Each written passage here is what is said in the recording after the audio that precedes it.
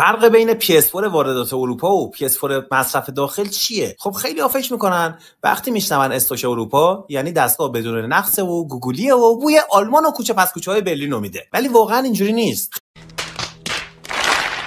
خیلی وقتا PS4 استوک اروپا پلمپ نیست و برای تعمیر باز شده، یعنی تضمین 100% نداره که دستگاه سالم و کم کارکرد باشه. از اون طرف مصرف داخل هم داستان خودشو داره. بعضیا خیلی تمیز استفاده کردن و دستگاه مثل روز اوله، بعضیا هم فشار آوردن و رست دستگاه رو کشیدن. پس چی شد؟ واردات اروپا لزوما خوب نیست. مصرف داخل میتونه عالی باشه و میتونه هم بد باشه. نکته طلایی اینه که فقط با تست و بررسی دقیق میتونی بفهمی دستگاه چه وضعی داره. مطمئن شو قطعات تعمیر نشده باشن. یادتون باشه اصل کار سلامت واقعی کنسوله. ما تو E8 با تست دقیق دستگاه این اطمینان خاطر رو به شما میدیم که کنسول کم کارکرد و سالمی خرید میکنید.